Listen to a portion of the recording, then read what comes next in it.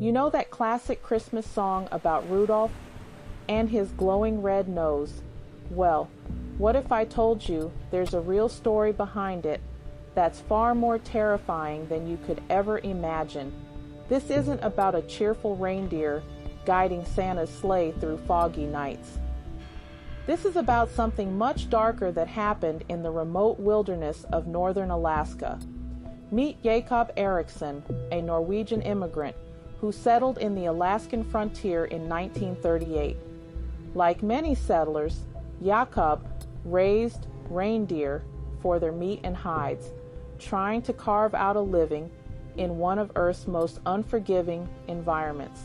His small herd grazed peacefully on the tundra until one winter when everything changed forever. It started with strange tracks in the snow around Jacob's cabin. At first he assumed wolves were stalking his herd, but these prints were different, larger, more deliberate.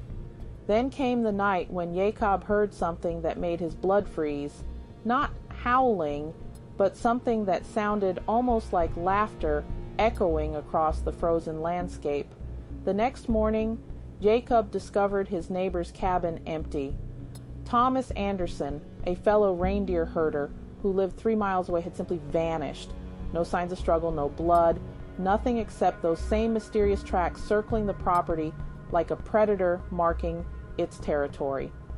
Jacob's own troubles began when he noticed one of his reindeer acting strangely.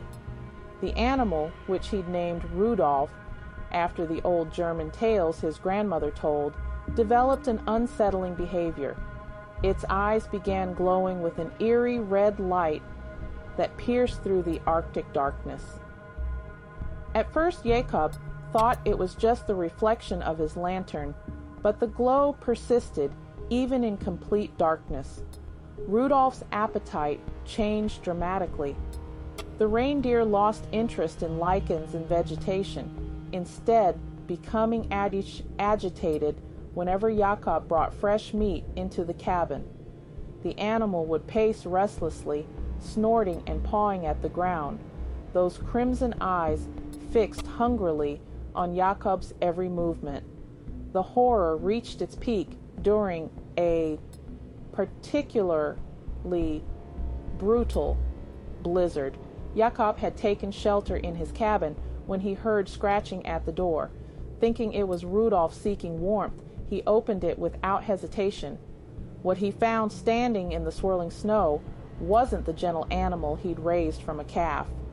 Rudolph's antlers had grown massive and twisted, covered in what looked like dried blood.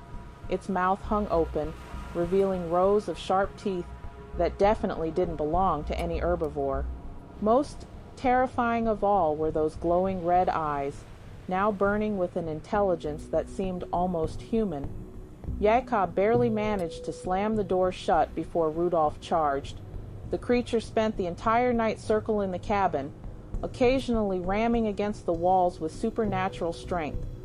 When dawn finally broke, Jacob found claw marks gouged deep into the wood and patches of ground where the snow had been melted away by some intense heat.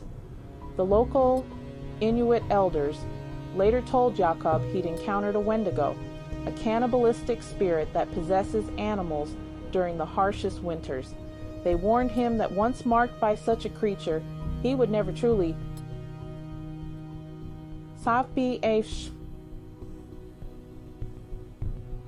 Jacob abandoned his homestead that very day, but locals say on the clearest winter nights you can still see a pair of glowing red eyes watching from the tree line, waiting patiently for the next unsuspecting soul to wander too close to the darkness.